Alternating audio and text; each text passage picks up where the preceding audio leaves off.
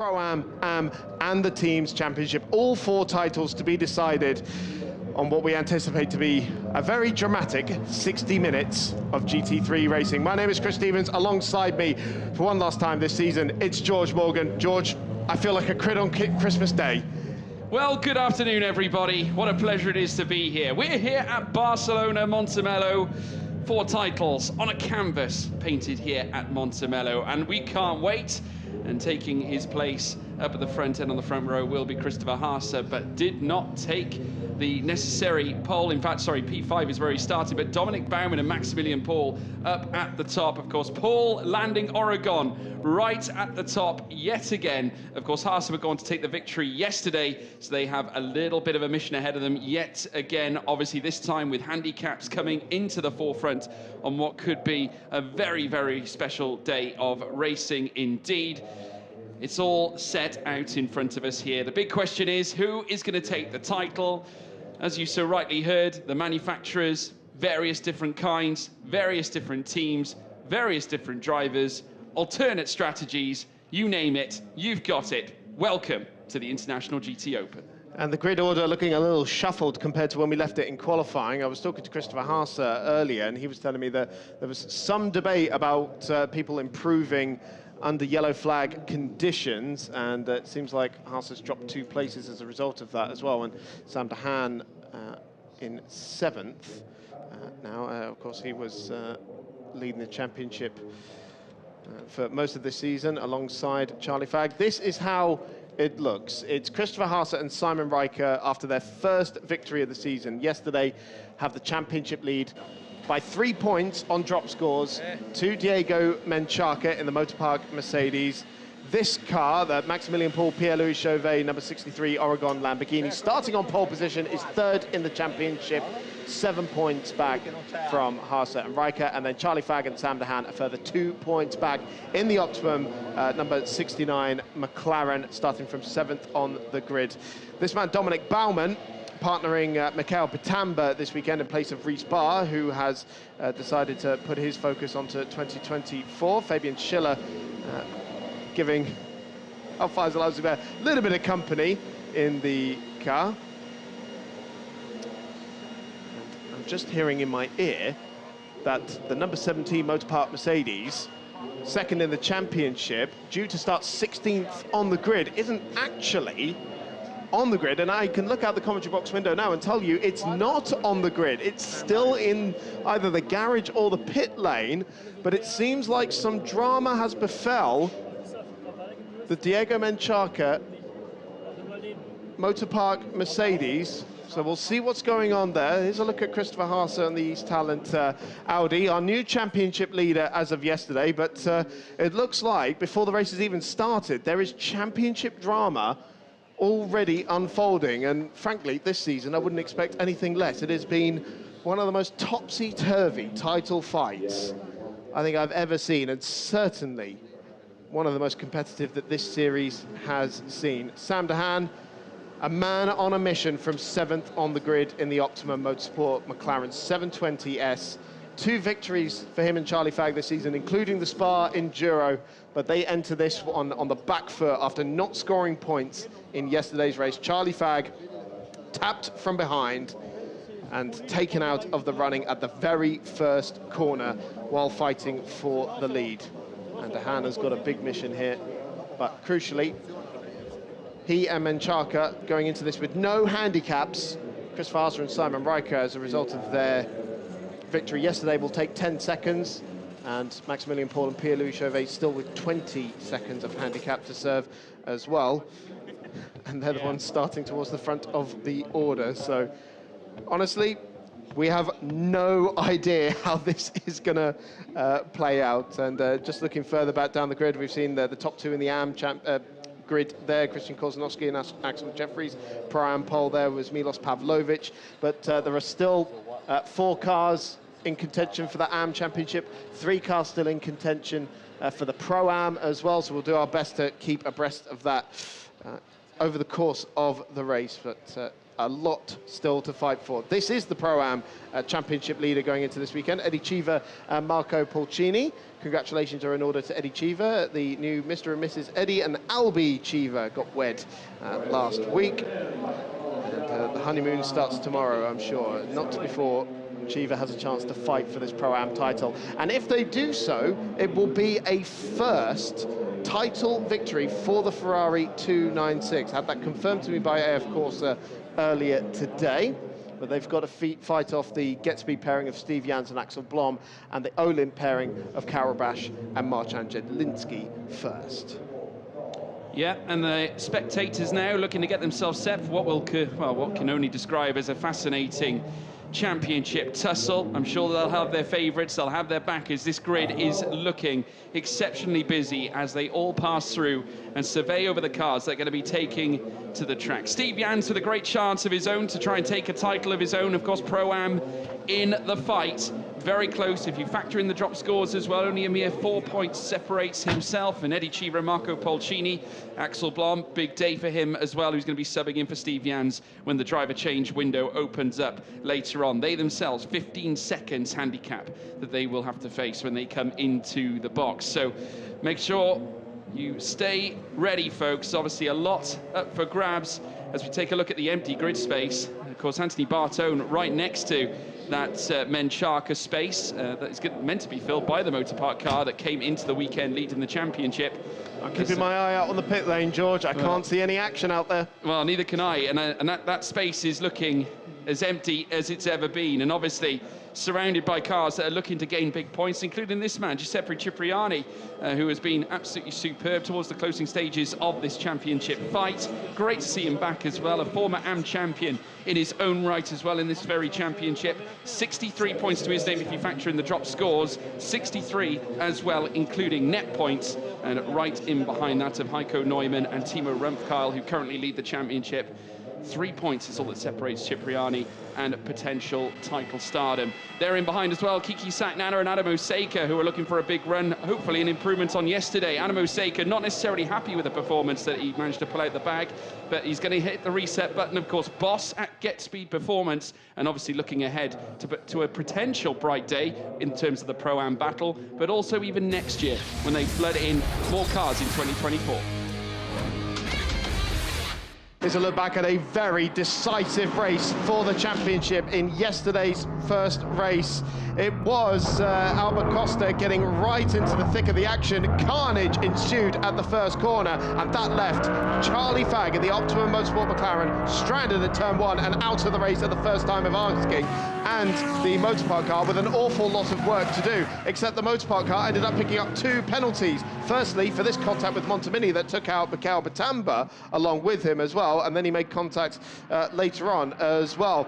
The 63 pairing of Maximilian Paul and Pierre-Louis Chauvet made their way up the order, fighting for the top honours. And then this moment for the Kessel number 38 took them out of the Pro-Am battle.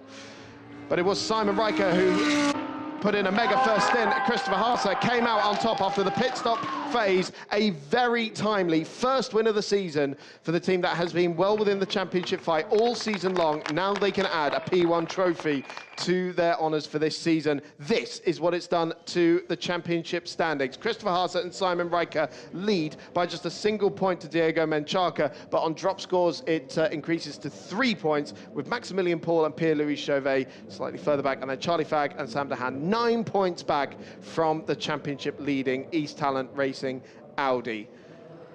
And we have got a big fight on our hands across the next 60 minutes for all 4 titles, which are still to be decided.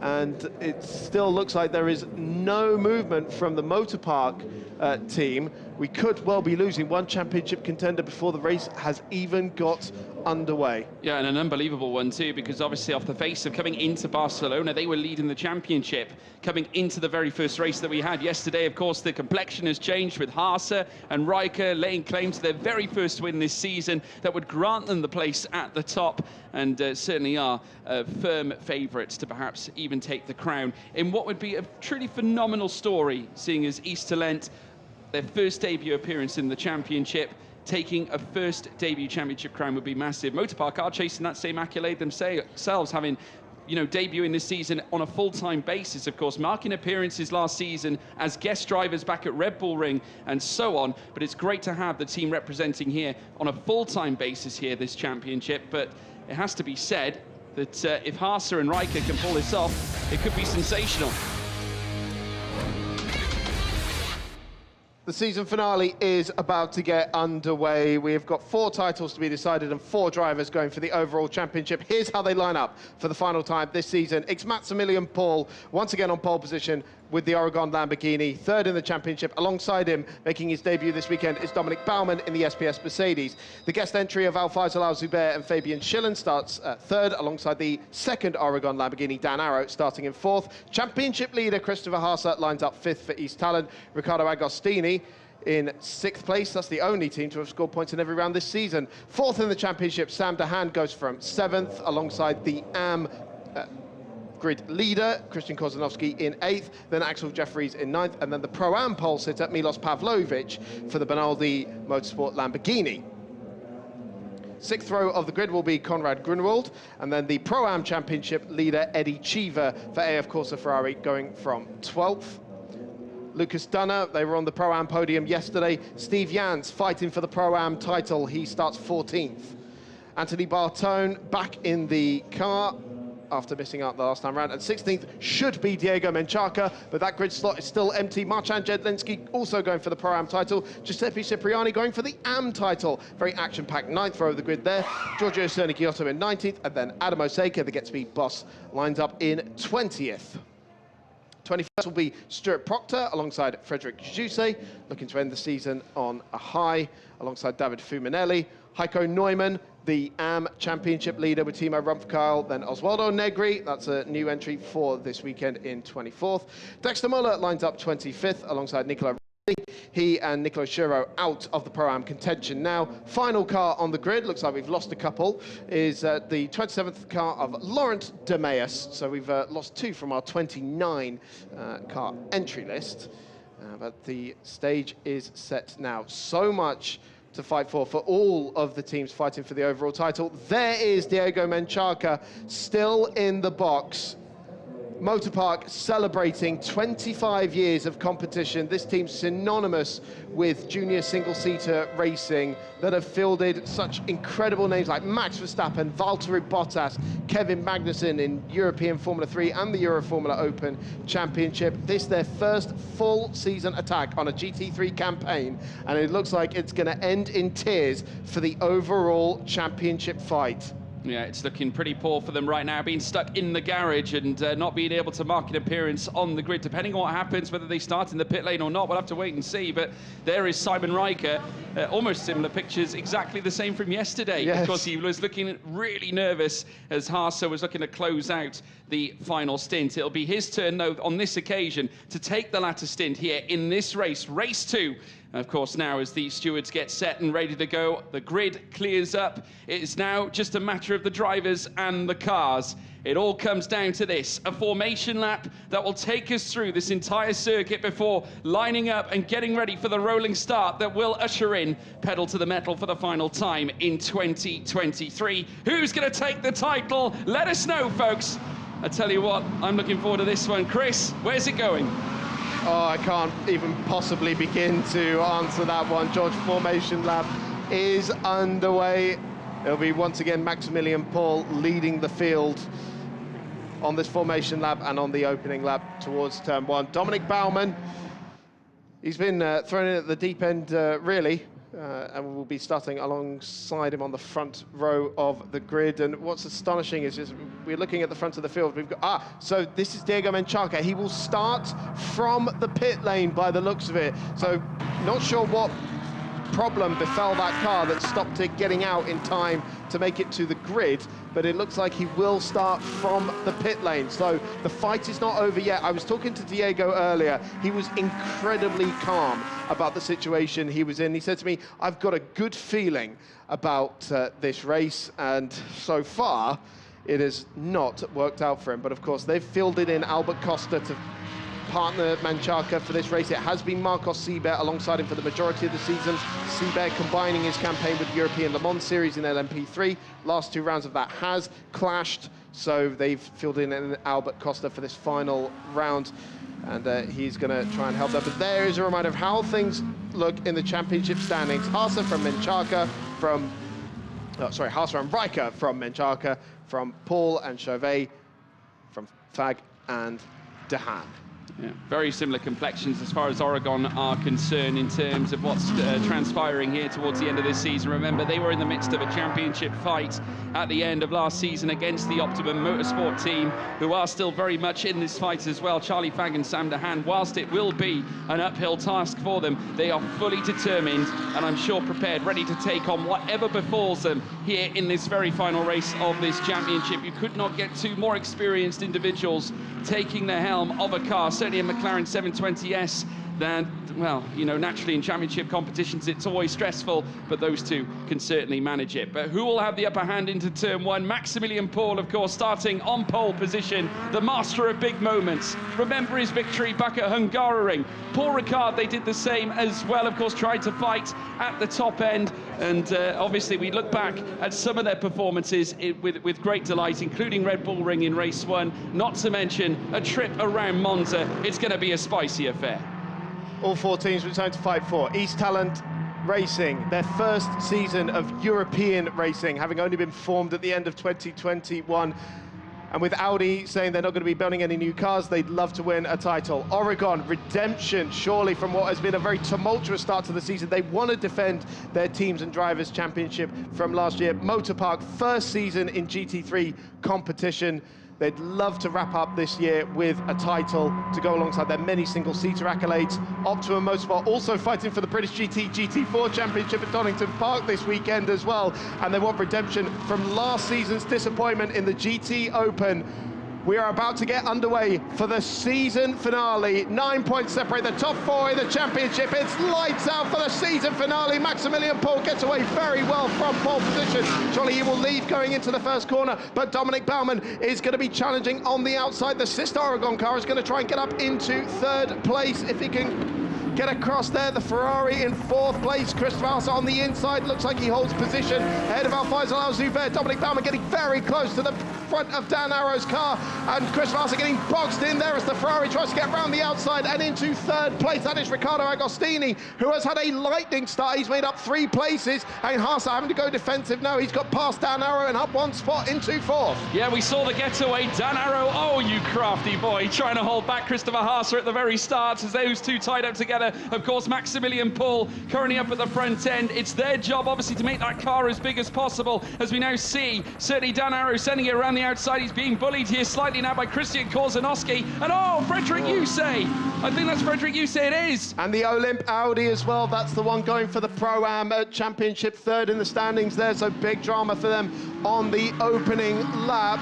I can see out the window that Diego Menchaca has got away from the pit lane exit. So he is underway and in this race. By the looks of things, he's in 25th place. So he's made up the 2 places from those 2 cars going off. And we have a safety car deployed before we've even reached the end of the first lap for that incident, what looked to be turn 2 involving the Olymp Audi and Frederick Yusey's Castle Ferrari. Yeah, absolutely. So they'll have to come down now under full course yellow conditions. And obviously, though, Maximilian Paul getting away well. Frederick Yusey, you can clearly see the debris and damage hanging off the front end of that Ferrari. Never ideal. And pulling it over to the right-hand side, that car will not continue. And certainly now Yusey is going to be stepping out. That is obviously surely going to be a retirement. But now under safety car ruling, Maximilian Paul will now look to get himself into order. Hasn't yet been given a chance to maximise any delta against Dominic Baumann in behind. Riccardo Agostini getting a good start as well, keeping Christopher Haase at bay. Dan Arrow losing out on that initial good start that he had heading through towards turn 1. Obviously ran side by side with Dominic Baumann for a brief time, but just got unseated slightly after getting pushed around by Christopher Haase and Agostini, who took the outside line heading through turns 2 into turn 3. And the cars now make their way past the afflicted section. Christian Korzanowski, what a start. Up 2 places. Agostini doing well, up 3. You can see further down as well, Giotto and Osaka going up 3. Here's the replay of the start, Chris. Yeah, it was a very nice launch from Christopher Haase. Jinked out from behind Alphys Alaouz-Hubert's Almanar Racing Mercedes straight away. It's a very difficult start for that Mercedes, actually, because he's dropped back to 8th place now, behind Sam de Haan, who has maintained 7th place. So Jedlinski gets into the gravel on the exit of 2 and spears into Frédéric Jousset's Kessel Ferrari. That is very, very unlucky for Jousset. Yeah, fingers crossed, the Olymp Audi should still be able to continue. Doesn't look like there's too much extensive damage there. Obviously, it was hit side on by the front end of Jousset. Here's the sky view of it. Cipriani cuts away into turn 2 and took the curb, but just dipping into the gravel, unfortunately, Marcin Jedlinski. And unfortunately for Jousset, he was an innocent bystander. Just got collected by that Audi as we now ride on board here with Christopher Haase. Now, this is the moment. The Oregon team car just boxing him in slightly, Dan Arrow. Now that, of course, we did expect this with the Oregon inter-team play. They know a title's up for grabs. And there's a very despondent Kessel Racing driver. Frédéric Jousset would have envisaged a better finale for him than this. Certainly would have. Not in the Pro-Am fight for this season, but nonetheless would have wanted a better result than this. We'll see if he comes back. I do believe he's returning to the GTOpen next year. But let's take stock then. Championship contenders, Maximilian Paul and Pierre-Louis Jauvet leading the race. Christopher Haase, championship leader, in 4th. Sam de Haan in 7th. And this is good news for Diego Menchaca in 25th, who will at least be able to get onto the back end of the train and start to work his way up the order. So any time he would have lost waiting for the cars to go before he was released from pit lane would have been negated somewhat. And obviously when they stick Albert Costa in the car later on as well, we expect that car to be very quick indeed. Yeah, we certainly do. That big second stint, it's going to be massive. Menchaca, no doubt, going to box early to end his stint, you would think, as the safety car takes them around again. Maximilian Paul, this is how the championship looks, and there you have it, folks. Level on points, should it finish like this. Mouth-watering. It goes to count back in that situation. So obviously opens up yet more scrutiny. We'd have to go back and take a look at the results on that, but still nonetheless, more mouth-watering prospects here in the title fight. Yeah, of course, we've got drop scores to throw into the mix as well. Now that we had some drama down at turn 6 on that opening lap. Korzanowski and Arrow. Something coming off the Lamborghini by the look of things. Yeah. Oh, actually, no, it was coming off the Ferrari, wasn't it? It might have been the Benoldi Lamborghini. No, it was the Korzanowski going up against Arrow. That was going into turn 6. So I think that's come off the It was yellow Olymp. for sure. I think it's come off the Olymp Ferrari. Yeah, definitely yellow for sure. And keeping our eyes peeled on the cars making their way through. Still in the safety car conditions while the marshals do a superb job at getting the track cleared up, and just a revision of the points situation. Charlie Fagg still there in 4th, 99 points. Of course, 13 off the top should it remain like this. 54 minutes still to go, should I say. Obviously a reduced time scale to what we had in our previous race. 60 as opposed to the 70-minute foray that we generally have as we ride on board here with Diego Menchaca. A mountain to climb, but nonetheless already making places up to 25th, and it's necessary, needs an almighty rest of his stint, and to come in straight away then in order to bring Albert Costa into the car. We're running on board with Christopher Haase as he looks to get the rubber heated up behind his tyres, necessary for the grip, and he's going to need it should he want to take on the experienced Riccardo Agostini, who will be swapping in for Nicola Marinangeli later on as well. So I tell you what, folks, we're only just getting started. 53 minutes and 20. A reminder as well of the categories, should you be new to the International GTOpen Championship. Red meaning pro drivers. You can see that on the timing, or certainly on the classification screen to the left-hand side, the overlay. Christian Korzanowski, of course, in the green. He's an AM driver. So the green are AM, Pro-Ams are in blue. So Milos Pavlovic being the leader in the Pro-Am category. So there you have it, folks. That is your current reflection of things, currently under safety car ruling. Eventually we will get back underway, and it'll all be down to Maximilian Paul to take us through it. 52 minutes left on the clock in the final race of the season for the International GTOpen. As it stands, this would only bring things even closer in the championship. When it comes to drop scores, we only have to really pay attention to them if the leading Oregon Lamborghini finishes lower than 10th, or the Menchaca Mercedes finishes lower than 9th, because then that will change the drop scoring situation. And obviously, as it stands, Diego Menchaca is well outside the top 10, but we'll have to see if that changes, because then we arrive with a rather unusual scenario where they actually gain points back that we've previously dropped for them. Yeah.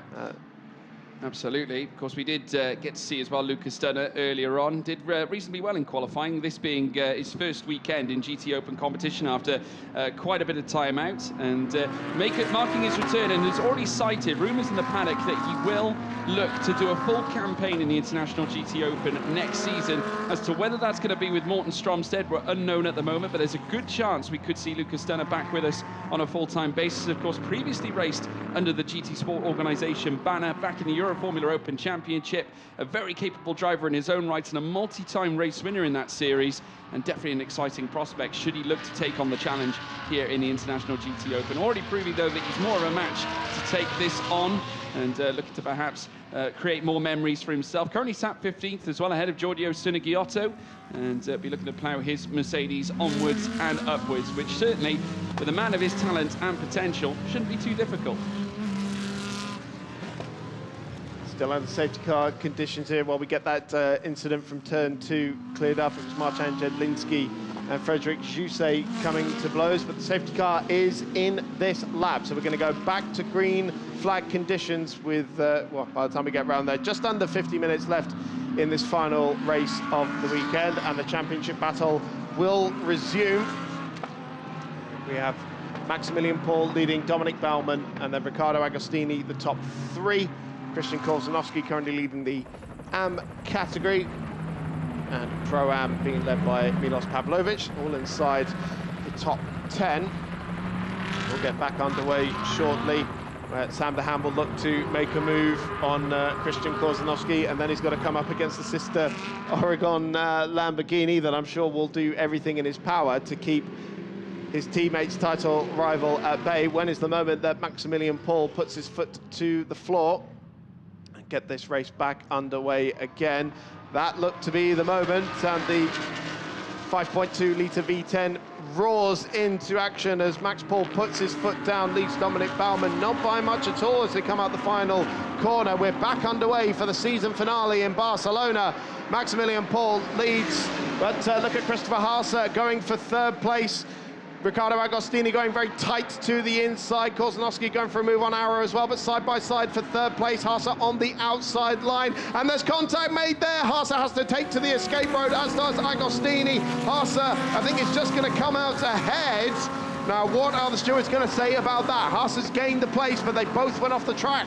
Yeah, it certainly might be a controversial take. Let's wait and see what they decide to do. I'm sure Race Control will pop a message to us very soon indeed. Dan Arrow under pressure again, but makes the move here on Christian Kolzanowski, and obviously retakes the place that he lost. Of course, Christian Kolzanowski had his number earlier on, as we see Haase now confirm 3rd place on our classification overlay here, as now we see Sam DeHaan looking to try and battle alongside now Alfaisal Al-Zubair as they power out of Seat corner. Now as the Optimum Motorsport McLaren 720S comes under convincing pressure, the Mercedes goes up the inside as they head up first, tight as you like, but Sam DeHaan shows his bottle, stays ahead, and now looks to muscle his way past Kolzanowski. They're battling over P6. He can't afford to lose this place, can Sam DeHaan. He's got to be moving forward. He really needs to win this race to have a realistic shot at the championship. Oh. Spinner further back. That looks like one of the AF Corsa Ferraris lighting up the rear tyres. It is the number 25 of Giorgio Sunaghiotto, and Anthony Bartone has ended up in the gravel as well.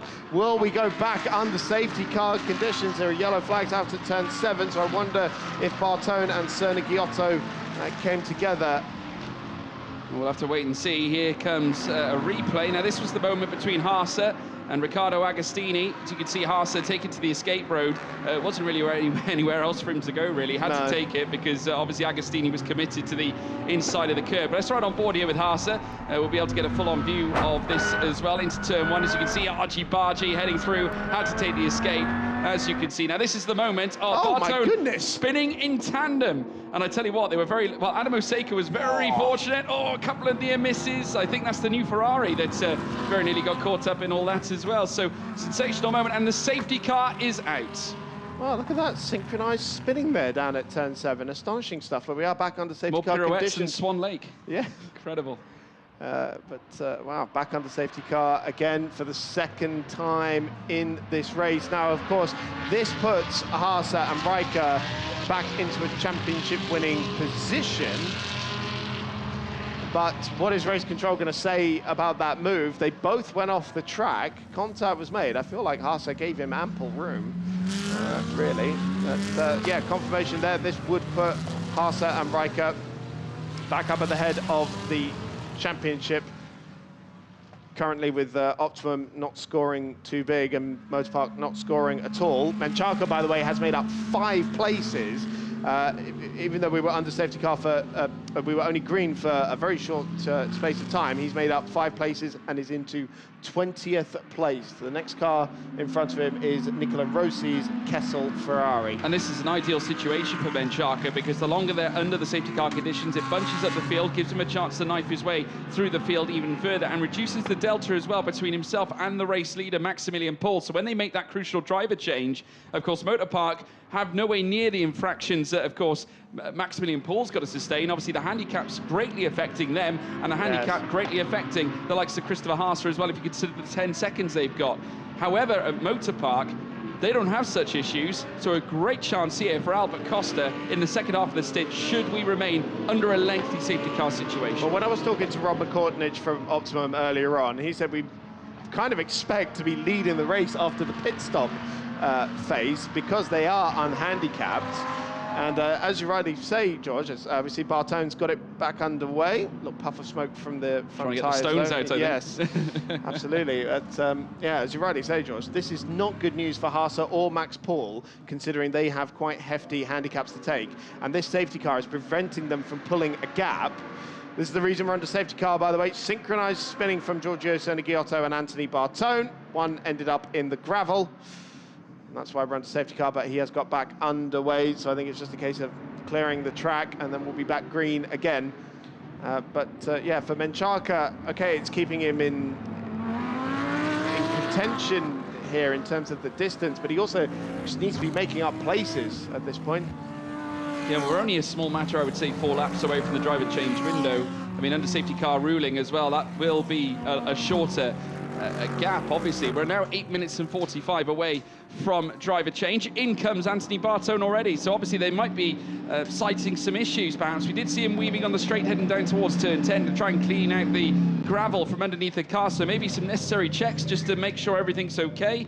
Obviously, I know that Pietro Pirolini issued the fact that they had to retire due to some stones getting to within the car as well, and it was causing them some problems. So obviously fully committed to focusing on today's race that we're bringing you live now. As we can see, Al-Faisal Al-Zubair, they themselves obviously looking to try and bounce back after a difficult day yesterday, and you've got to watch out for Fabian Schiller when his turn comes around, because he is ruthless around this track and is a winner here in the GT World Challenge Sprint this season, and doing exactly the same obviously last season back in 2022 when both he and Al-Faisal Al-Zubair went on to take race victory in the opening race. But safety car in this lap, Chris. Seconds out, round 3. Be back underway again. Christopher Haase currently in a championship taking position, but he and Max Paul will have to serve the handicap during their pit stop when they hand over to their teammates. Be great news for Optimum, great news for Motorpark as well. Remember, that car started in the pit lane. Some sort of problem befouling that car before the start of the race, stopping them from starting 16th on the grid as they initially intended. And for the second time in this race, Max Paul will lead them slowly around these final few corners on the restart. 43 minutes left on the clock, and once again Max Paul goes early out of turn 12. Haase was the aggressor on the previous restart.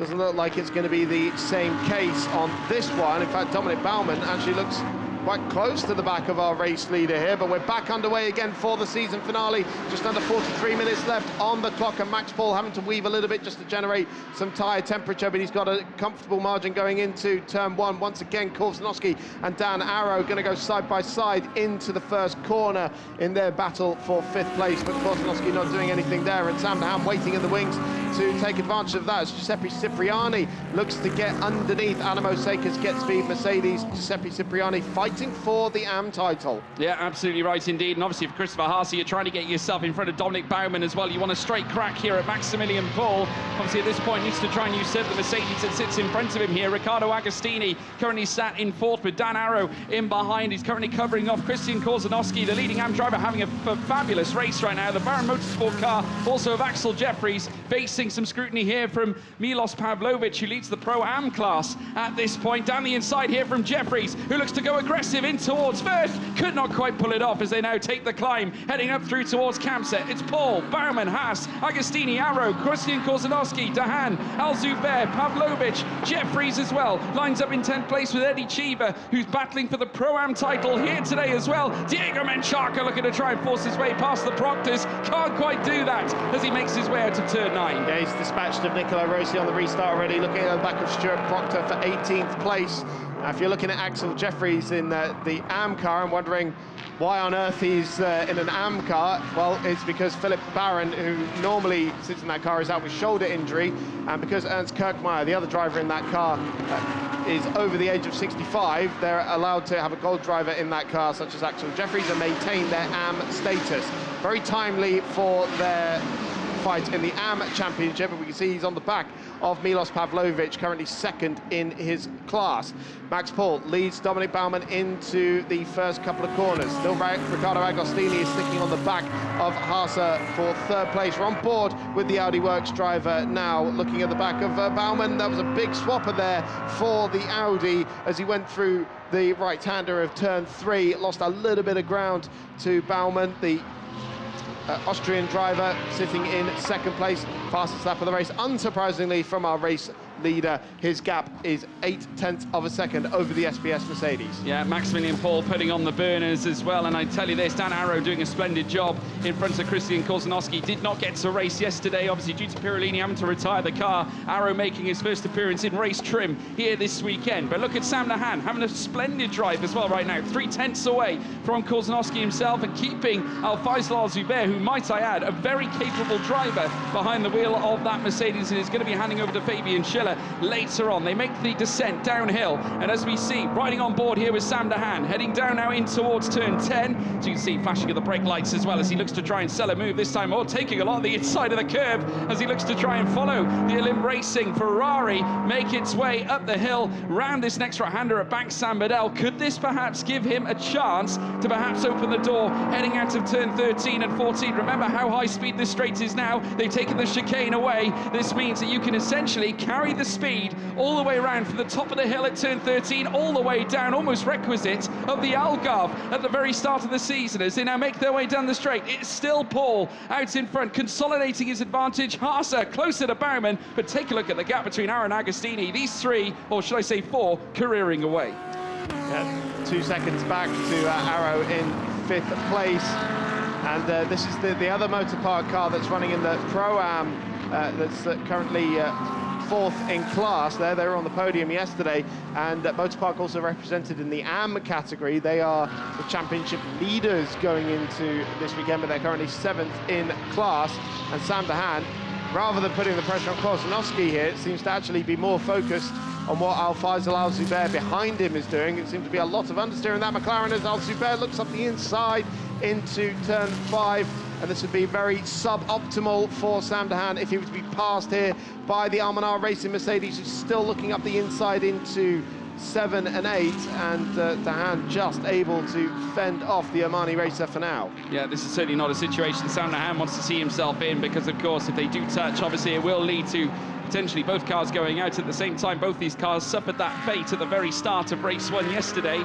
They certainly don't want to go down that road again, as now we see also the Baron Motorsport car belonging to Axel Jeffries coming into the fray. So Al Zubair, I think, is perhaps feeling a little tetchy about him in behind. Just having a look at Pavlovic, having a very uncomfortable run up through Bank San Bedell. Eddie Cheever giving him a headache. This is the Pro-Am lead fight as they make their way towards turn 13. Down the hill again. Bernaldi Motorsport out in front. We take this fabulous drone shot as we now see the cars rounding turn 14, now barely licking the gravel on exit at all. And there you can see in the background the SPS and the Get Speed cars making their way through as well. SPS Dominic Baumann trying to gain on our race leader, the East Talent Audi of Christopher Haase, that won the race yesterday for the very first time this campaign, and in what great style they did it too. Very timely, as Alfredo Filipponi said yesterday as well, as we see them cruise through turns 1, 2, sooner or later turn 3. Maximilian Paul 9/10 in front now, starting to consolidate some sort of a gap. He's breached a second. Great lap here from Paul, and that's why he's gone purple in the first sector and just had it taken away by Riccardo Agostini. Agostini trying to get back up onto the podium there, but yeah, timing screen being lit up.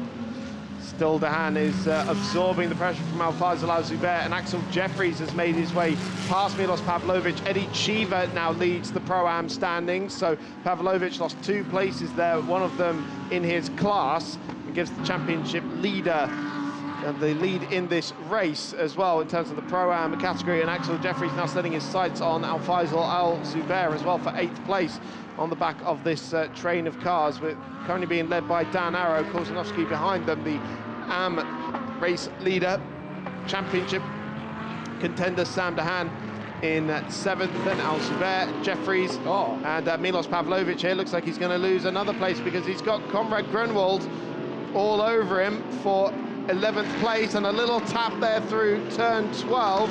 These two are not exactly fighting fair, but the Bernaldi car seems to be going backwards. Yeah, I'll tell you what, Conrad Grunwald, he's certainly no one to be messed with. He is a drift star back in the USA, but has competed in endurance events as well. At the very start of the year, the Golf 12 Hour was where they obviously took victory for AF Corsa. Rising up the hill at Bank San Bedell, the Bernaldi Lamborghini doing just about enough, but coming into contact as well. Conrad Grunwald obviously intent to bring his car forward. The driver change window has officially opened. In comes Giuseppe Cipriani, and take a look at this. Straight away, Albert Costa is going to be coming in for Diego Menchaca, who boxes, as we predicted, very early in the stint. I think he was 17th or 18th before he came in, but for Diego Menchaca, his championship ends here. It is now all up to Albert Costa in the remaining 35 minutes of this race to try and bring home this title for Menchaca and for Team Motorpark. Remember, Albert Costa, not the regular driver. Marcos Seibert unable to do the last 2 rounds of the season due to a clash with the European Le Mans Series. Menchaca is the one going for the title. And he is done for the year now. It's all up to Albert Costa. Lewis and Stuart Proctor, the father-son combination being swapped over there. The son, Lewis, getting into the car now. I'm sure these leading cars will extend as much as possible for their before they come in. Certainly Christopher Haase will. Dexter Muller getting into the pits and handing the car over to Yannick Mettler. Max Paul knows it, that obviously this driver change window is imperative, because while Motorpark are in the midst of their change, if they get the laps now, the burner's on for Albert Costa. Maximilian Paul now bringing out the purple sectors. Purple first sector with a 30.317, and now looking to usher not only himself clear of Dominic Baumann, but also conscious of the fact that they do have the likes of the Motorpark car making its change. As you can see, flashes of lights. There's the Optimum car coming in. So now, with Optimum Motorsport coming into the box, Charlie Fagg will step in instead of Samuel Dehan. A key stop for them. And look at the Almanar Racing team as well. They've come in. Fabian Schiller will jump in the car too, as out come Carol Bash. So McLaren development driver Charlie Fagg getting on board the 720S now, and Alfazal Al-Zubair handing over to Mercedes Works driver Fabian Schiller. So Sam Dehan's work for this season is done. Remember, this is the car that's 4th in the championship, the number 69 Optimum McLaren. 4th in the championship. They said they expect to be leading, or at least very near the front after the pit stop phase. Charlie Fagg is going to absolutely hammer it out of the pit lane to make sure that happens. But of course, he should have some sort of advantage over the Motorpark Mercedes. Now, car 51. That is the 4th place Riccardo Agostini car, no respect of the event note at turn 1. I wonder if that is when he made contact with Christopher Haase. He didn't go through the little marked escape road that you're supposed to. Yeah, very likely that to be the case. Obviously, that was one of the pivotal moments at turn 1 that we've already witnessed so far this race. Obviously, Christopher Haase getting forced very wide, had to take the escape.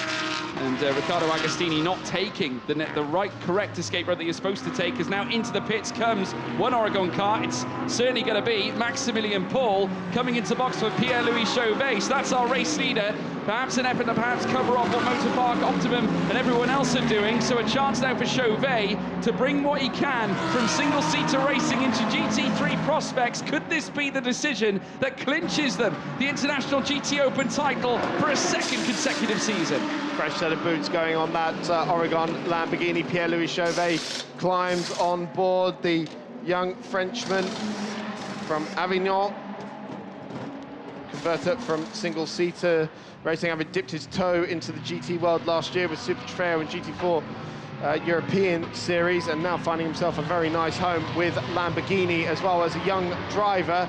And we've got side-by-side here between the Proctor car and the AM Motorpark car, right in front of Christopher Haase as well in now second place after the pit stop for the Lamborghini. So the leader's coming into traffic now. I wonder if that inspired the decision from Oregon as well, given that they're coming up on all this traffic that Haase is now blocked into. Yeah, I think you're absolutely spot on. This is why they took the decision, Oregon coming into the pits, and Haase, unfortunately, getting an uncomfortable ride because it's costing him so much time, and Pierre-Louis Chauvet, having already boxed, can now look to put the burners on and see whether they can pull off an absolutely exuberant undercut against Christopher Haase here. And look at the wider line he's having to take, heading out of turn 10 and turn 11 in towards turn 12, side by side once again, this time with the SPS Mercedes, as well as in behind you've got the 51A of Corsa that's trying to make its way around. A little bit of contact as well, a little uncomfortable, certainly for Haase, as he makes his way around the final couple of corners. He's coming into the pits, he can't take it anymore. Simon Riker will step up, as now we see the Oregon car coming out in front, Albert Costa right behind him as well. So we've got the two championship contenders, nose to tail, nothing separates them. It's between Pierre-Louis Chauvet and Albert Costa. They're going to fly through the first sector. Who's going to come out on top? Well, Al-Faisal, Fabian Schiller in the Almanar Racing cars come out ahead of them as well. So this is the pit stop for Christopher Haase. Simon Riker now getting on board the East Talent Audi at second and third in the championship here. Line astern in the opposite order. Albert Costa going to try and pull a move here on Pierre-Louis Chauvet and make sure that he brings home the title for Diego Menchaca. Absolutely no to tail now. Mikel Pitamba about to get on board the SPS Automotive Performance Mercedes. So Dominic Baumann coming in from what was the lead of the race. There was second before the pit stop cycle began. And let's see, so I think because Schiller was ahead of these guys and Charlie Fagg is ahead of Fabian Schiller, so I think that Robert Kortnich's prediction that they would be leading this race is going to come true. We still have the 51 and the 19 still to come in, of course, and we'll see where Simon Riker feeds out. But of course, that car has to take a 10-second handicap as well. The Lamborghini we're watching here took 20 seconds. That's why it's come out so close. And look at this, Simon Riker is going to come out ahead of the Almanar Racing Mercedes, and ahead of Chauvet, and ahead of Albert Costa. So of the 5 cars in this train, 4 of them are our championship contenders. Absolutely, you could not write it better. It's almost poetic here as we see Pierre-Louis Chauvet literally pulling along Albert Costa, heading through turns 3. So they make their way through Renault Curve now. Repsol comes up next. There is Simon Riker, who now takes the helm. He's got Fabian Schiller right behind him too. But yes, it is indeed the case that Charlie Fagg is right in front of all this. The actual leader after the stops is Mikel Pitamba, who's currently sat 13th overall. Currently on track, though, in terms of net leaders, they are the net leader as Nicola Marinangeli comes in for the driver change, because Agostini comes into the pits. Kiki Sagnana as well, treatment too, as we see a kick up of the gravel, as now we see Chauvet still coming under significant pressure by the Motorpark Championship contender as well in behind. So Albert Costa, who's going to bring it home for Diego Menchaca, Menchaca. Can he achieve it for his teammate and colleague? Can Motorpark put themselves on the Drivers' Championship trophy and potentially the Team's Championship trophy come the end of this race as Fabian Schiller sets the fastest lap of the race? Yeah, no surprise there, and he's gone through on Simon Riker, so first, second and third in the championship now line astern in the timing order.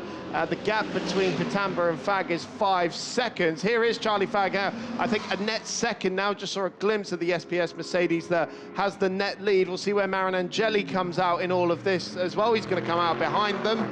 And I expect Pietro Parolini to do so as well when Dan Arrow brings that car into the pits eventually as well. We've got another 3.5 minutes left on the driver change window, so those who are yet to stop probably running this right down to the wire. But the net running, as we see it, it's Mikel Pitamba for the SPS Performance, 9th, but with the net race lead, we believe. Then 4th in the championship, Charlie Fag. Then Fabian Schiller. Then our pre-race championship leader, Simon Riker. Marin Angeli looks to have come out between them and Pierre-Louis Chauvet and Albert Costa, who are fighting for the title. Yeah, they certainly are rounding now the Repsol corner. Still at this moment, Pierre-Louis Chauvet doing enough to keep the Motorpark contender behind Albert Costa, a 2019 GTOpen champion, has been part of the very fabric of GT3 racing now for quite some time and has proven that he is certainly up there and a cut among the rest, and certainly has performed well in terms of a single-seater campaign as well, looking to try and bring home the goods for Diego Menchaca on this occasion. I'm sure Marcos Seibert will be looking on as well with great interest at some point as well, checking in with his former teammate and colleague as Mikel Pitamba takes them around Bank Sabadell, your net leader of this race here in the SPS Performance Mercedes. 2.5 minutes remain under the driver change window, and Charlie Fag starting to gain in leaps and bounds on Mikel Pitamba now. The gap is starting to cascade downwards as we take a look at the sector times, and already seeing the difference, an almighty near 8/10 difference in Sector 2 alone, not to mention near 7/10 difference in Sector 3 alone as well. So the Optimum Motorsport car, the Red Zebra, bidding to right the wrong of last season and take a championship crown of its own after it was ripped away by Oregon team last season. They are on a mighty quest to put this car all the way from the United Kingdom at the top of the podium this time around.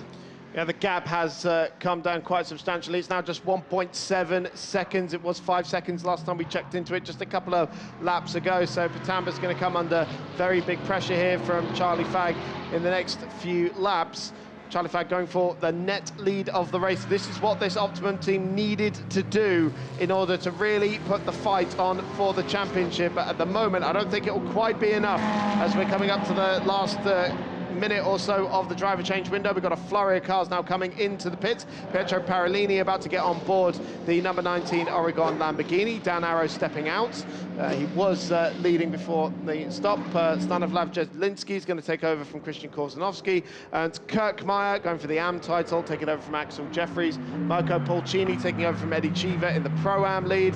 Jean-Claude Seider, Jean-Paul Jaljavanel, Stromsted and Axel Blom all getting on board their cars now, top 8 into the pits, and Mikel Pitamba will, or should, lead them over the line unless anything happens in these last 2 corners, such as the pace that Charlie Fag is putting in here. Less than 25 minutes to go in this championship deciding race for the 2023 International GTOpen title, and Charlie Fag 4th in the standings, currently gunning for the race lead in the slipstream of Mikel Pitamba. Yeah, you could only see, you could look heading up through Bank Sabadell how much tighter that McLaren 720S was able to take it. And there you have it, folks, the timing screen updating as Pitamba now officially recognised as your official race leader. But look at Charlie Fag in behind what could be yet a devastating moment, and surely a brilliant moment in terms of Optimum Motorsport's campaign this season, with an almighty charge here in the final stint here under Charlie Fag, could yet crown themselves champions. Obviously, a lot needs to happen between now and the end, as now they look to take a tighter run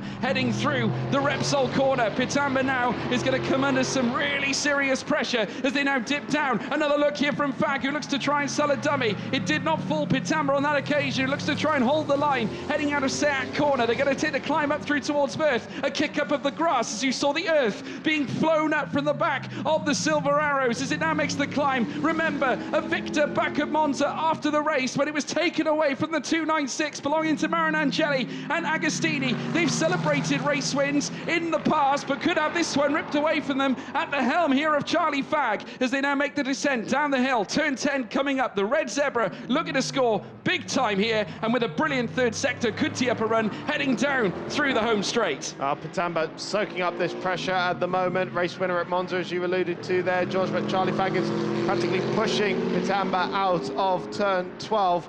And the McLaren development driver, the man who won the GT4 European Series Silver Cup a couple of years ago, chasing his first overall title here in the International GTOpen, and he could well have a run here as he opens up the tap on that twin-turbo V8 engine. Petamba moved a little defensive, moves back across. He's just weaving down the straight, trying to pull out every trick he's got in the book. It doesn't look like it's going to be a move into turn 1, but Mikel Petamba, who has been on the rise since he dyed his hair purple a few races ago, and he topped it up before this weekend, didn't he? He said it's given him a few extra tenths. Yeah, he certainly did, and I think it has done. It's given him enough to defend against Charlie Fagg, though, at least for now, but Fagg knows that he needs to try and wait for the optimal move, doesn't want to leave it late, doesn't want to leave it to a situation where it possibly could run them the risk of losing the title. Obviously, there are greater things afoot here in the International GTOpen, and Optimum Motorsport looking for that overall crown, despite taking a race win here at Barcelona in the very final round, the very final race of the championship here in 2023. That, of course, would taste oh so sweet. As they now rise up the hill shortly now, first curve, Petamba trying to nail the car into every single apex, now hitting the exits now, camps the corner.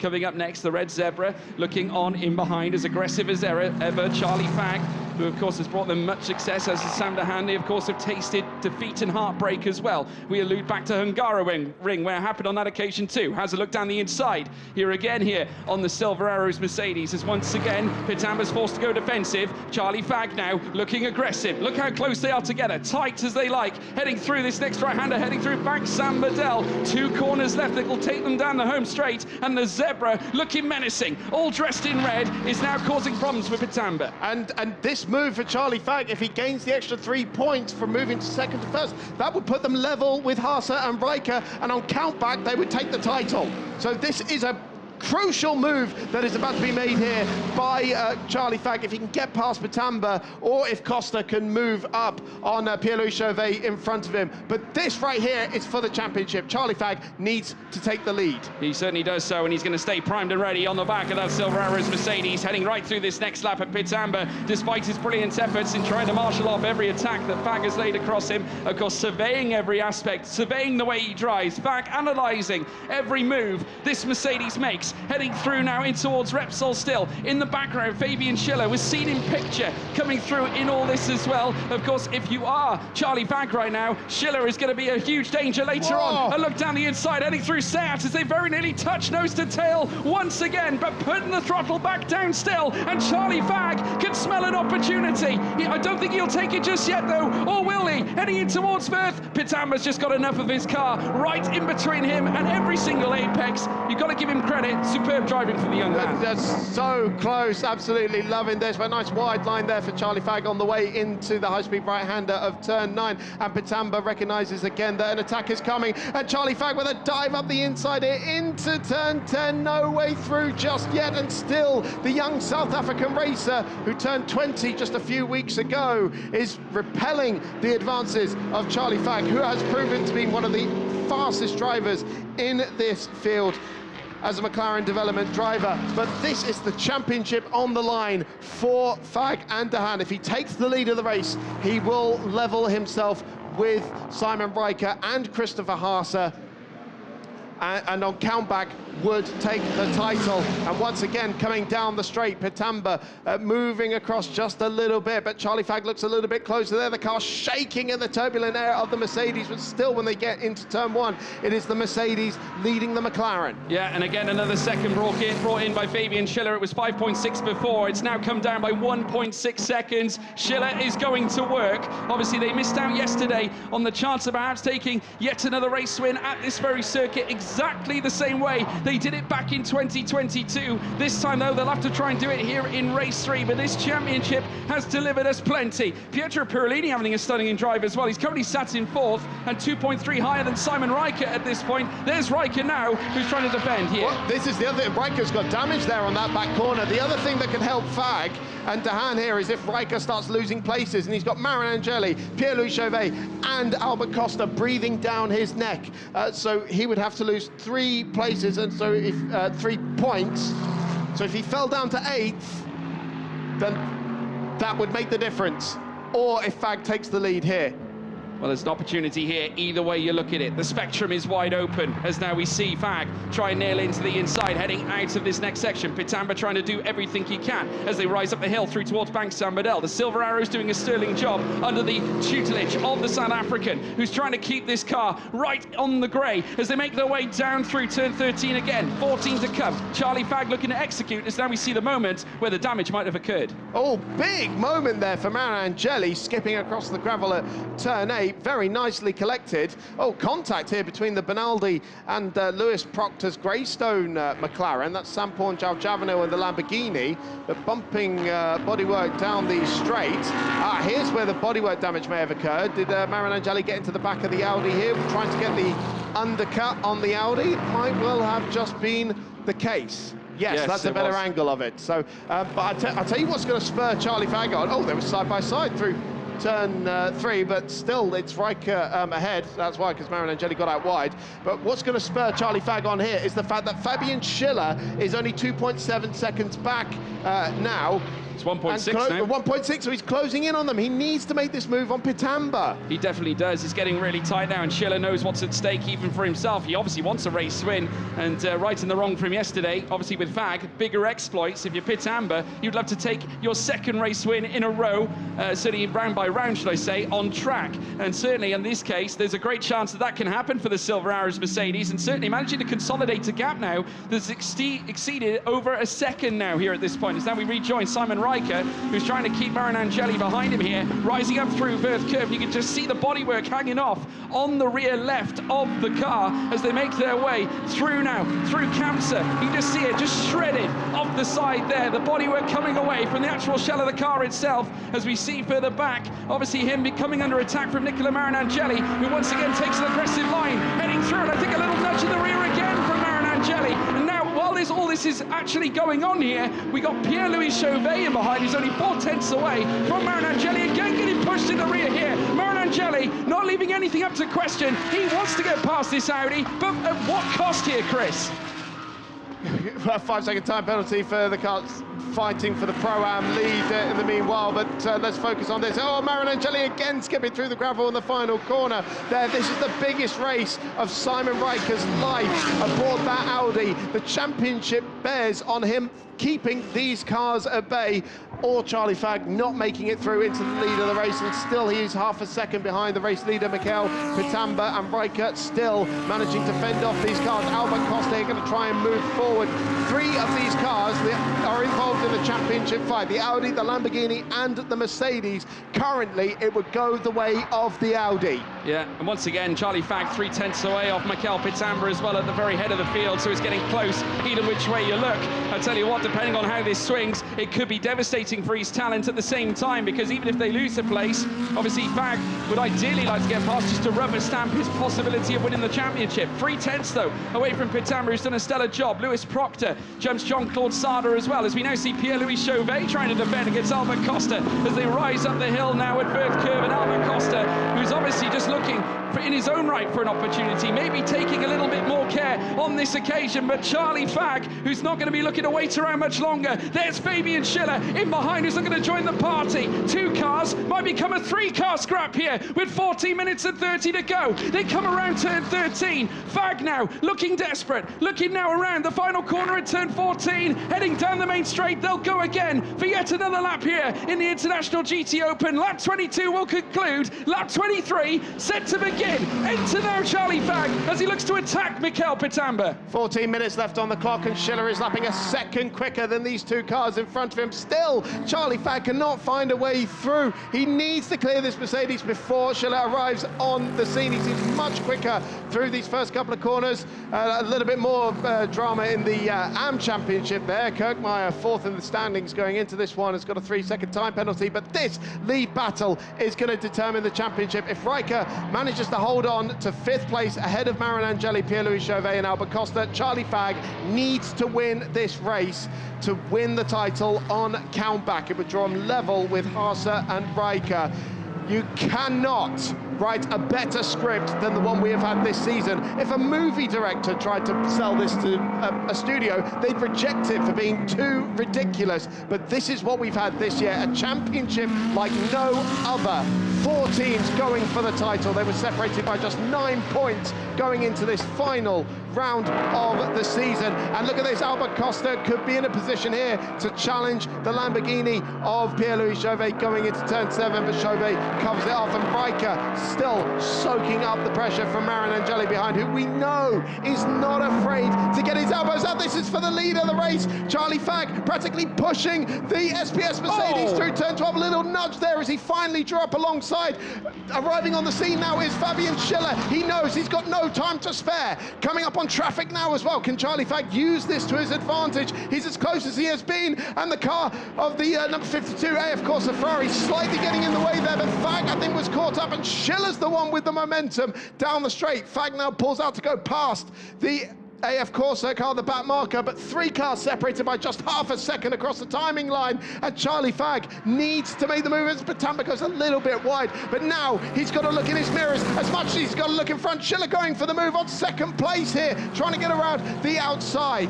Yeah, it certainly is. It's a blockbuster here at Barcelona. Maranangeli getting past Simon Riker as well for 5th place. That will change the championship. That changes the championship complexion. Right up here now as the AF Corsa brushes past the East Talent Audi now. This reduced to 6th place. So Charlie Fagg might be able to breathe a slight sigh of relief at this point, but still with Fabian Schiller haunting his every move, that could cause such a problem when it comes towards the very end. Mikael Patemba can breathe a little bit too with the AF Corsa getting in the way. It's enabled him to rush on past and consolidate the lead, at least for now, with 11 minutes and 30 still to go. So he'll still go to Haase and Riker by just 2 points, unless Schiller makes a move on Charlie Fagg. There we can see confirmation. Maranangeli is ahead, but if Pierre-Louis Chauvet makes his way through as well, and Albert Costa, then 2nd place is enough for Fagg, unless Schiller gets past the McLaren. We have got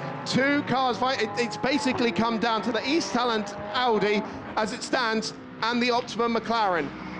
Both of them under big pressure from cars behind. But Fagg also has an opportunity to take the lead of the race.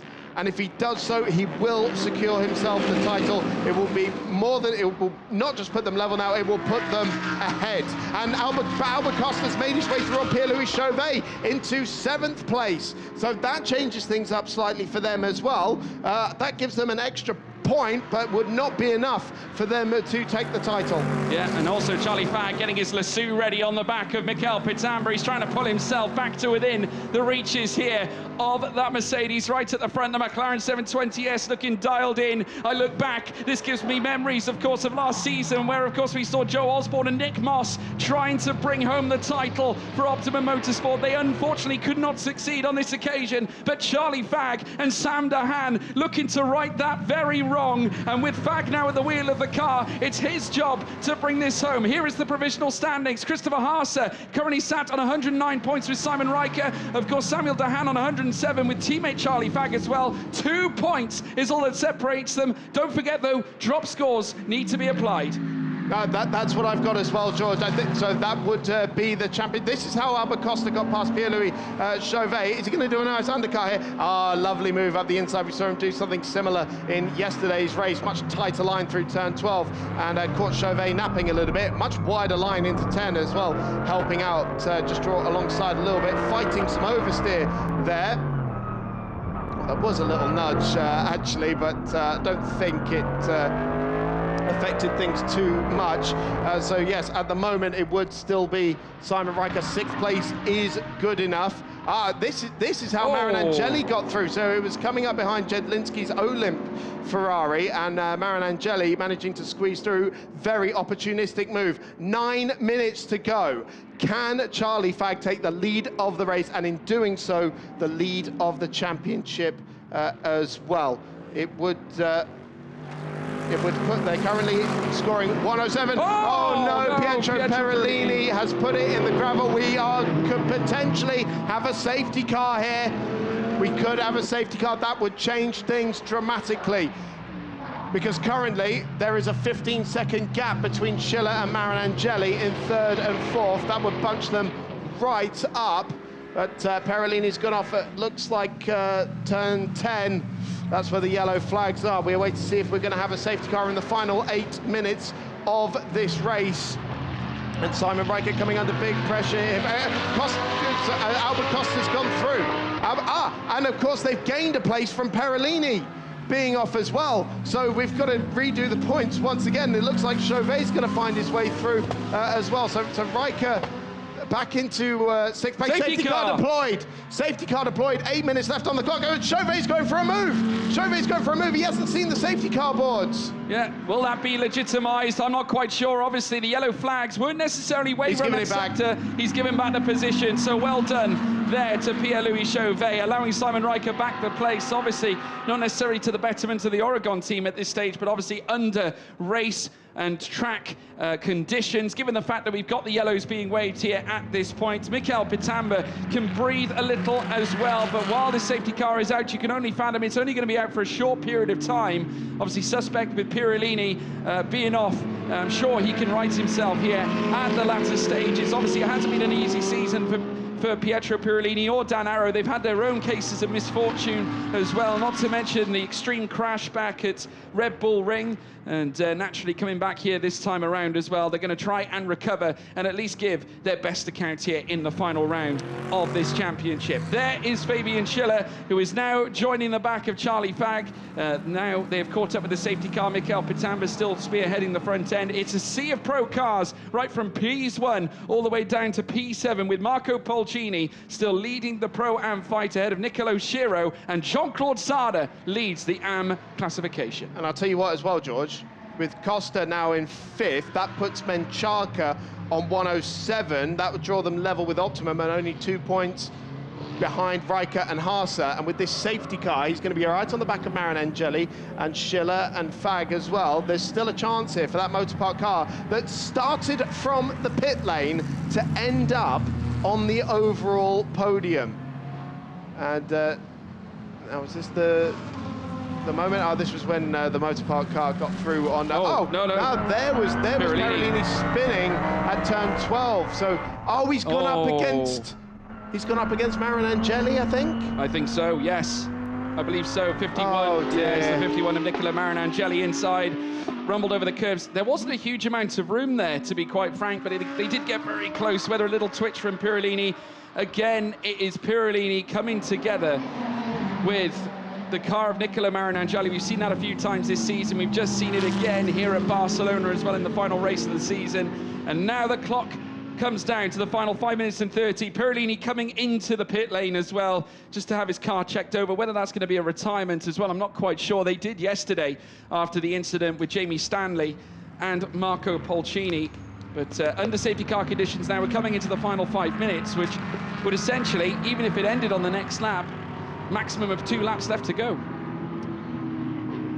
5 minutes left on the clock, and the safety car will not be in this lap, so this could well be a very late and short sprint to the finish line to determine who will win the International GTOpen Championship in 2023. Currently, East Talents, Christopher Haase and Simon Riker have enough with their 6th place finish that will put them on 109 points. Albert Costa in 5th. We've got another replay here from Riker's onboard of Perolini's accident with Marinangeli.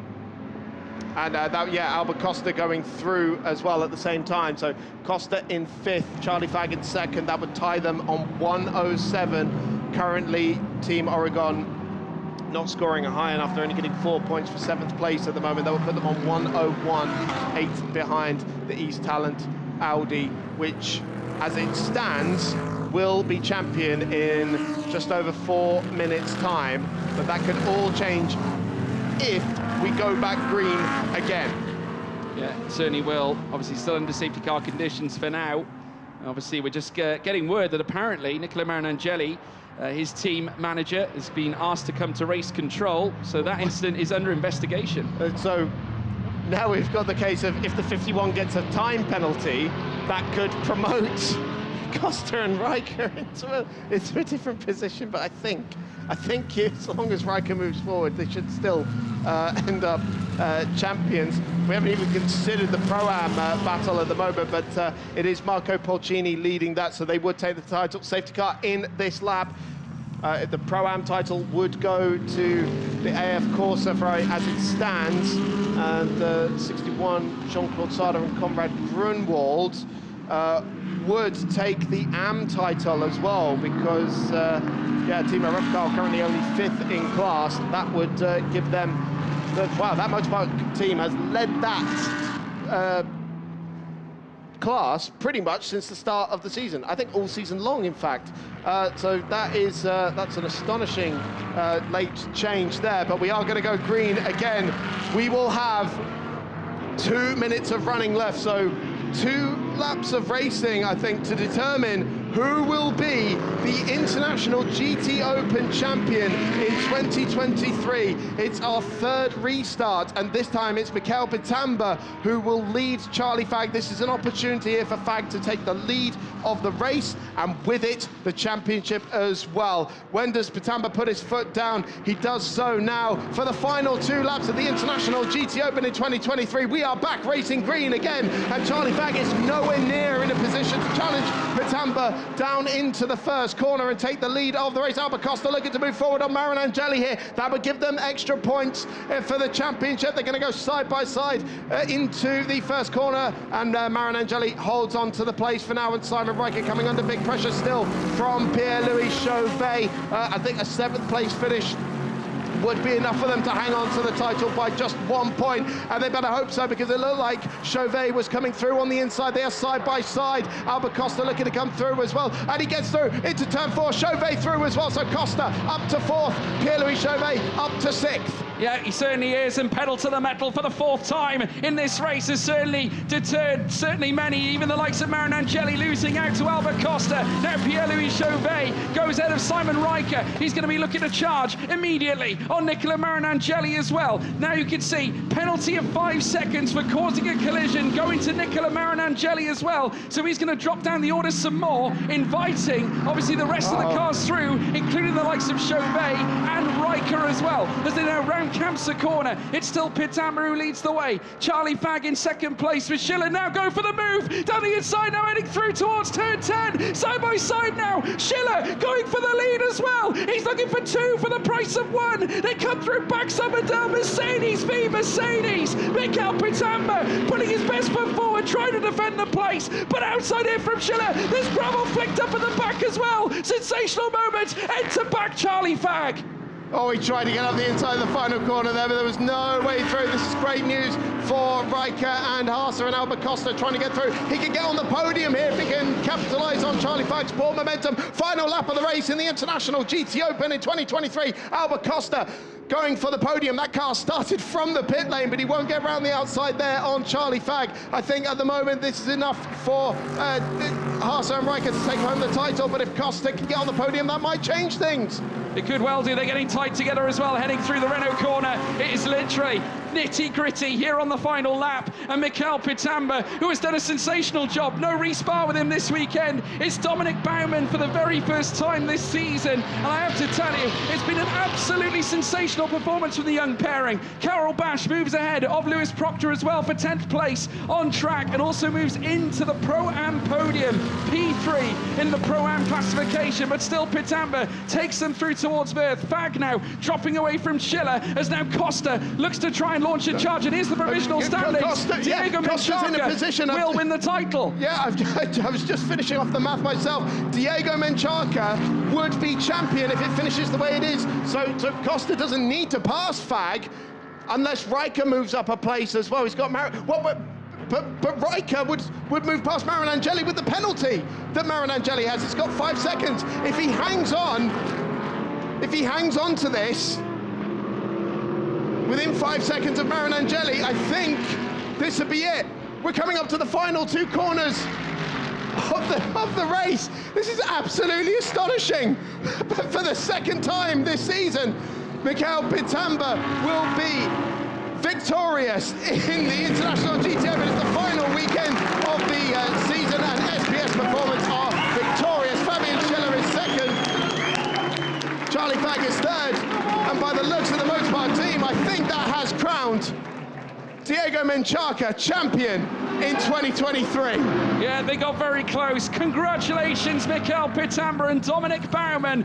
They have taken the race win here at Barcelona for the 2nd round running. That car has reached the front, and Mikhail Pitamba, after watching South Africa beat England this weekend, he's going to fly the South African flag up on the top step. But credit to all involved. A wonderful championship fight. Diego Menchaca's in tears. You are champion, my friend. Well done to both driver and team. Albert Costa as well. Diego Menchaca is the International GTOpen champion of 2023.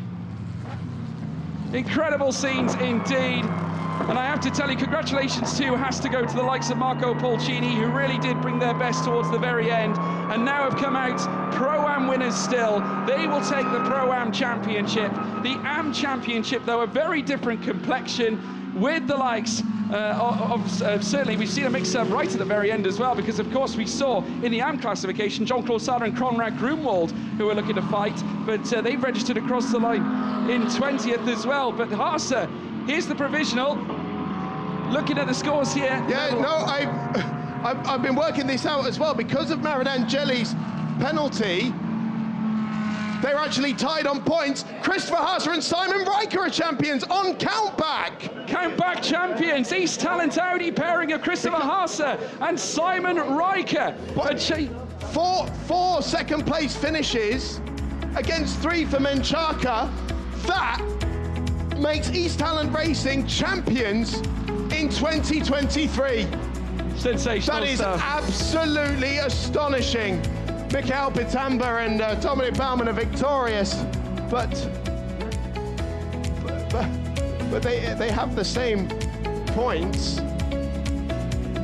Yeah, I'm just getting it confirmed in my ear that they are level on points. But East Talent, by virtue of an extra second place finish, because they have the same number of wins, 1 apiece.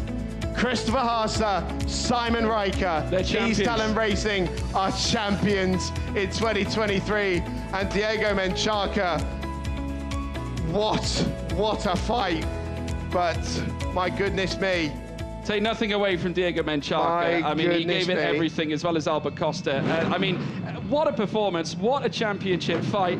It could have gone anywhere, and I tell you what, Fabian Schiller leaving it to the very last minute as well with an attack here on Charlie Fagg.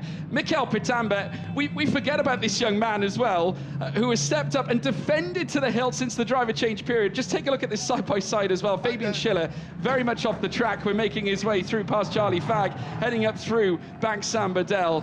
But let's have a look at the reaction. Confirmed champions, it's Simon Riker and Christopher Haase, East Talent Racing, in their debut season in the International GTOpen.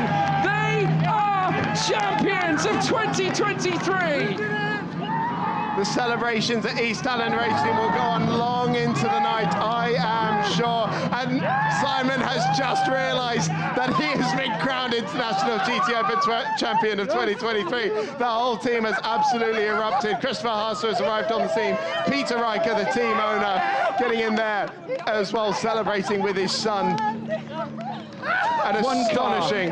One car, debut season in this championship, a pro contendership, this series, overall champions here at Barcelona. Where better to do it?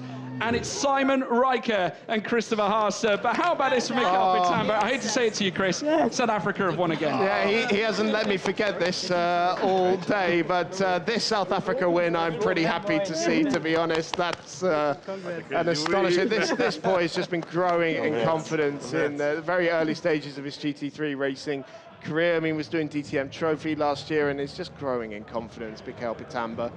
And yes, we were talking about the purple hair. It matches his helmet, and the purple hair is definitely working, isn't it? Oh, it's going to be a standout here on the podium, I can guarantee you. I did tell him prior to the weekend, I said, if you win, and I tell you what, I feel partially responsible for this, if you do win, we need to see the South African flag on the podium.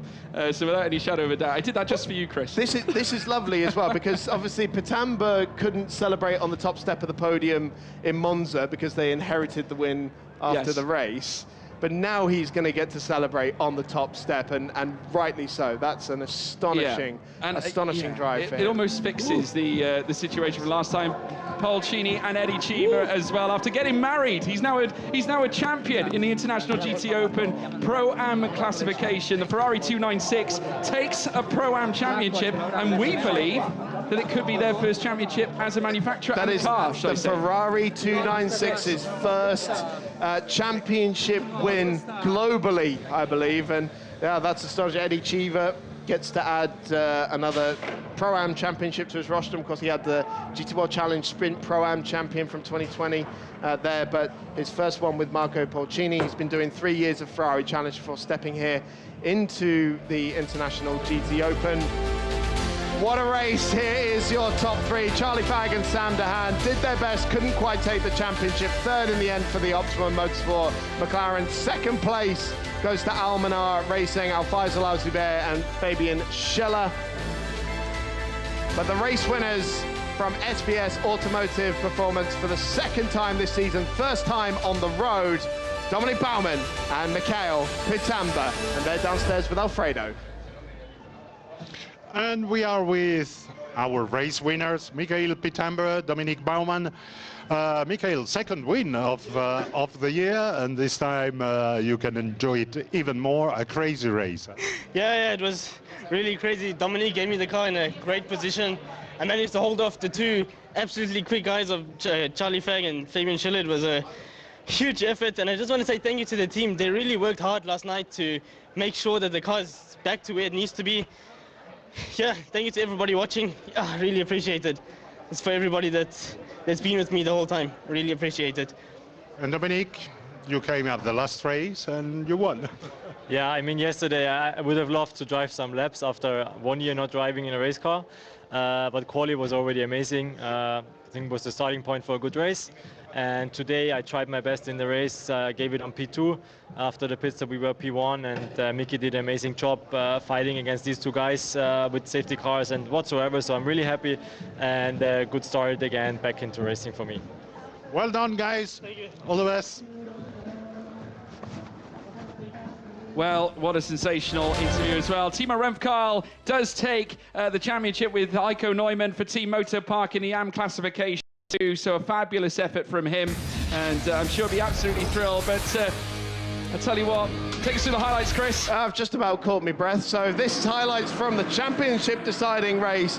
All the way back at the start, it was Maximilian Paul leading Dominic Baumann into the first corner, and Dan Arrow doing his best to protect and serve for his teammate, with Christopher Haase getting rather caught up behind them as he tried to round up Riccardo Agostini into the first corner.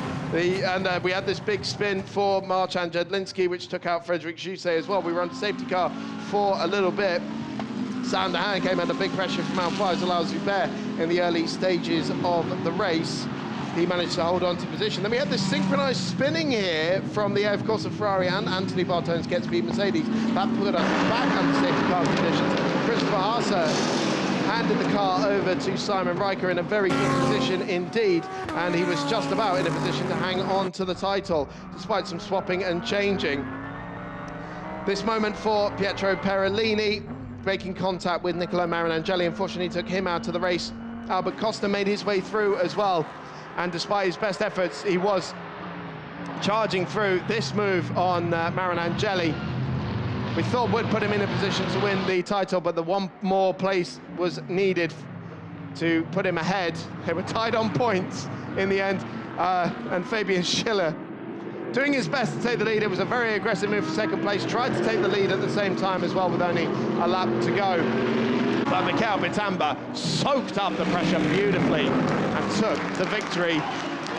And although there were initial celebrations for Motor Park, they have won the AM Championship, but the big celebrations are for East Talent Racing, Simon Riker and Christopher Haase, who are the international GTOpen champions of 2023. And that is what it meant to them. And now we're going to the podium.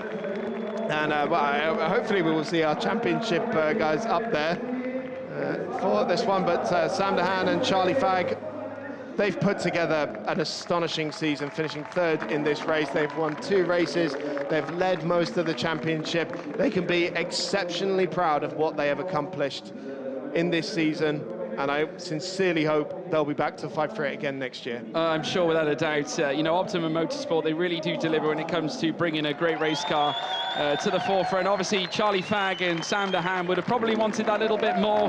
The team have done certainly splendidly, but take a look at this. Michael Pitamba jubilant after that, can celebrate in style as well. Credit to Alfaisal Zubair and Fabian Schiller after the disappointment from yesterday. After going out of the race, they're now back once again, this time on the podium, however, second they stand there too. And now it's time for the national anthem.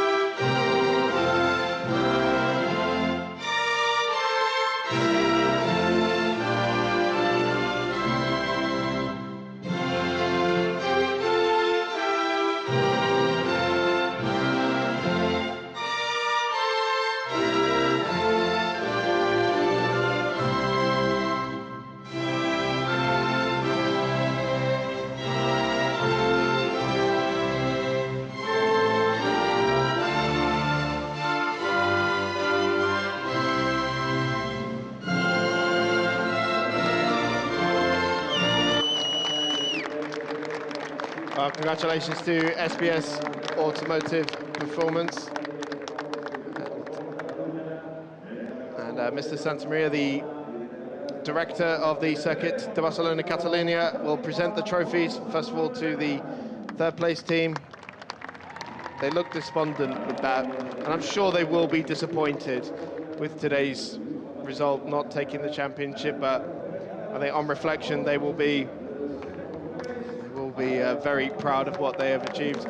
Mr. Santamaria handed the trophies to Alfaisal Zubair and Fabian Schiller as well for Almanar Racing by Get Speed. And the president of the Spanish Federation now handing the winning trophies to Dominic Baumann and Michael Pitamba. That's Mr. Avignon also handing the trophy to the SBS representative on the top step of the podium with them as well. A fantastic occasion for all of the drivers concerned and the teams as well. Michael Pitamba's story has been sensational, and SBS can celebrate too in great style. I'm sure Rhys Barr is there, and he'll be taking part in the celebrations afterwards, I can imagine too. Yes, Rhys Barr sadly just here as a guest this weekend. We look forward to seeing what he's up to in 2024. An astonishing race, and nobody wants to play ball with the champagne. Dominic Baumann will, because Mikel's earned that. He has earned that. What a sensational closing out drive.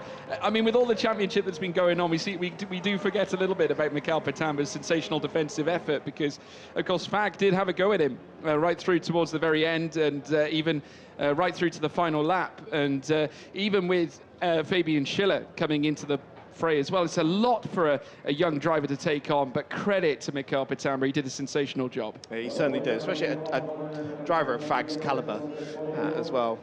Development driver, he said, GT4 European Series class champion. We'll have to wait another year for that overall title in the GTOpen. So now we will move to the Pro-Am standings, and Marco Polcini and Eddie Cheever round out a title-winning year with victory in class ahead of Karol Bash and Marcin Jedlinski. So even though Jedlinski speared off the circuit at the second corner, Karol Bash still brought that car home in second place and only half a second away from the class win there. So a fantastic effort there. The late safety car there definitely mixed things up in terms of the Pro-Am and Am standings, and we'll have Lewis and Stuart Proctor third in class above Greystone. McLaren, they're on the podium on the right-hand side there. Porcini and Chiva rounding out a title-winning campaign with victory, and Mr. Santamaria, the director of the Circuit de Barcelona, Catalunya, again handing out the trophies to the third place team, the Proctors, father and son. Time well spent there on the podium. Karol Bash and Marcin Jedlicki handing over their Pro-Am championship to AF Courses, Chiva and Porcini. They were champions last year and they put in a fantastic effort for it. And Mr. Davignon, president of the Spanish Federation, will hand the winning trophies again to Marco Porcini and Eddie Chiva. That's a heck of a wedding gift. Eddie Chiva as well. Lift it high, Eddie. Lift it high. Tremendous indeed. Pro-Am title winners. And obviously we'll enjoy that, I'm sure, along with the race win they've managed to scoop up here at Barcelona, and what we believe to be a first championship for the Ferrari 296. And delightful to see it succeed so well. Many drivers adopted it through the course of this season. It tended to sort of transition its way through from 488 to 296 as the season went on, and I'm sure we'll see a lot more of them when we head into 2024. But the champagne being sprayed, they're not fussed about getting them wet here in the Pro-Am classification. And yes, as you said, credit to Karol Bash. What a drive, and a great way for the Proctors to close out their season too. Yes, fantastic stuff from all of them, really. And Audi represented on the podium there as well, and just missing out on the title. Last but not least, the AM Championship. Giuseppe Cipriani taking the honours in this race in his Il Baron Rampante Lamborghini, but second in class are our 2023 class champions, Timo Rumpfkeil and Heiko Neumann from Team Motorpark. I'm sure they'll be gutted to miss out on the overall title, but they are still going home with the AM Championship in their first full season of dedicated GT3 running. And in third place will be Kiki Sacknana and Adam Osaka in the Get Speed Mercedes. And they're heading out onto the podium now. And while we wait for the drivers just to come out, I would, first of all, just like to take an opportunity to thank you, George. Oh, thank you, Chris. For being wonderful company throughout this season. And, of course, to all the GT Sport organisation who have had such a fantastic year, 25th year in competition. It's been a heck of a season, we can say that. Thank you to everyone in the truck who brings us the beautiful pictures and does our audio for us and makes us sound like we know what we're talking about most of the time as well. So it's been a rather fabulous season. As we have the AM drivers now onto the podium, Giuseppe Cipriani will take to the top step. Solo driver, of course, does the full race himself, and it's a very impressive thing he does. 58 years old and still going strong by running solo. But Adam Osaka and Kiki Sacknana taking the third place trophy there, and that's their fourth podium finish of the season in that class. Timo Rumpfkeil and Heiko Neumann getting the salute for the championship from Team Motorpark.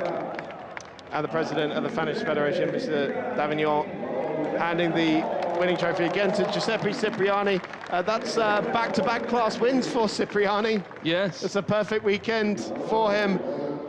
And that is all she wrote in the 2023 International GTOpen Championship. What a year it has been. Thank you for joining us along the way. We will see you in Portimao on the 27th of April in 2024 for a brand new season.